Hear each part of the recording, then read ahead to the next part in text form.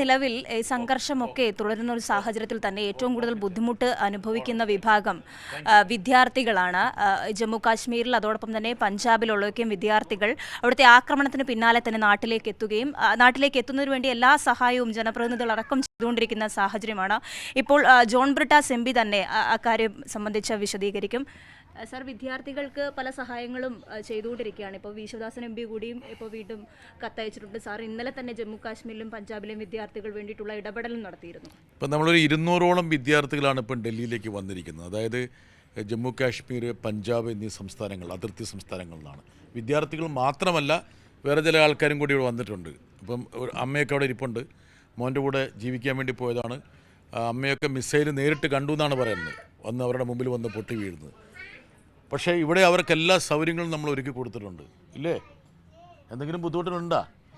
ഇത് 2 ബ്രേക്ക്ഫാസ്റ്റ് കഴിച്ച ആളായിരിക്കുന്നത്, ശരിയല്ലേ ഞാൻ പറഞ്ഞത്? കഴിച്ചില്ലേ? കണ്ടോ, എനിക്ക് ആ മോൻ കണ്ടോ? 2 ബ്രേക്ക്ഫാസ്റ്റ് ഇവിടെ കൊടുത്ത് കഴിച്ചില്ലേ? അപ്പോൾ അങ്ങനെ ഒരു എന്താ പറയുക, ഒരു സംഘർഷ സ്ഥലത്തു നിന്നാണ് വരുന്നതെന്നുള്ള ഒരു തോന്നൽ പോലും ഇവർക്ക് ഉണ്ടാകാത്ത രീതിയിൽ കേരള ഹൗസിലെ അധികൃതർ അവരെ സംരക്ഷിക്കുന്നുണ്ട്. റെസിഡൻറ്റ് കമ്മീഷണർ അത് സംബന്ധിച്ച് നടപടികൾ സ്വീകരിക്കുന്നുണ്ട്. റെയിൽവേയുമായി ബന്ധപ്പെട്ട് സ്പെഷ്യൽ ബോഗി ബുക്ക് ചെയ്ത് ഇവരെ കൊണ്ടുപോകാനുള്ള നടപടികളാണ് ആലോചിക്കുന്നത്. എല്ലാ തീവണ്ടിയിലും സ്പെഷ്യൽ ബോഗി ഘടിപ്പിക്കാൻ പറ്റില്ല. അതുകൊണ്ട് അതിന് പറ്റുന്ന ട്രെയിൻ ഏതാണെന്നുള്ളത് നമ്മൾ നോക്കുന്നുണ്ട്. അപ്പം ഇവർക്ക് ഒരു ബുദ്ധിമുട്ടും ഇല്ലാതെ ഇവരെ നാട്ടിലെത്തിക്കും. ഇനി ഇവർക്ക് ടിക്കറ്റ് എടുക്കാൻ എന്തെങ്കിലും ബുദ്ധിമുട്ടുണ്ടെങ്കിൽ അതിനും സന്നദ്ധ സംഘടനകളുണ്ട്. DYFIയും SFIയും സ്വമേധയെ മുമ്പോട്ട് വന്നിട്ടുണ്ട്. അവർക്ക് എന്തെങ്കിലും ബുദ്ധിമുട്ടുണ്ടെങ്കിൽ അത് പരിഹരിക്കുന്നുള്ളൂ. ചില വിദ്യാർത്ഥികൾ ചില സ്വകാര്യ യൂണിവേഴ്സിറ്റിയിലൊക്കെ ലവ്ലിയിലൊക്കെ പഠിക്കുന്ന വിദ്യാർത്ഥികൾ അവർ സ്വന്തം നിലയ്ക്ക് വിമാന ടിക്കറ്റ് എടുത്ത് പോയിട്ടുണ്ട്. അവരോടും പറഞ്ഞിട്ടുണ്ട് എന്തെങ്കിലും തരത്തിൽ സഹായം വേണമെന്നുണ്ടെങ്കിൽ.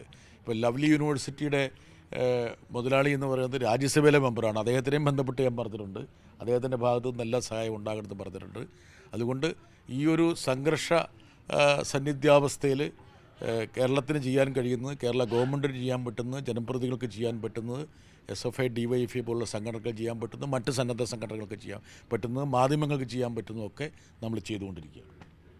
ഓക്കെ, ശരി.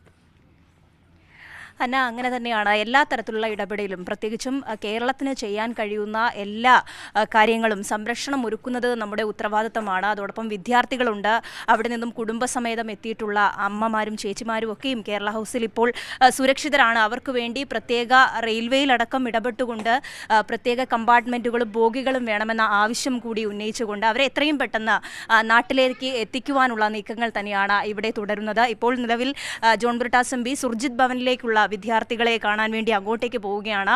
നിരവധിയായിട്ടുള്ള ജനപ്രതിനിധികൾ, അതോടൊപ്പം SFI DYFI തുടങ്ങിയ ബഹുജന സംഘടനകൾ ഒക്കെയും തന്നെ ഈ വിഷയത്തിൽ കാര്യമായി ഇടപെടൽ നടത്തുന്നുണ്ട്. ഒരു തരത്തിലുള്ള വിഷമവും വിദ്യാർത്ഥികളോ അല്ലെങ്കിൽ കുടുംബങ്ങളോ അനുഭവിക്കേണ്ടതില്ല. എല്ലാവരെയും ചേർത്ത് പിടിക്കുന്ന നിലപാട് തന്നെ നമ്മൾ തുടരും. അത്തരത്തിലുള്ള നീക്കങ്ങളാണ് നടത്തുന്നത് എന്ന് തന്നെയാണ് ഇപ്പോൾ ജോൺ ബ്രിട്ടാസ് എം പിയും വിദ്യാർത്ഥികളെ കണ്ടുകൊണ്ട് അത്തരത്തിലൊരു ഉറപ്പ് കൂടിയാണ് നൽകിയിട്ടുള്ളത്.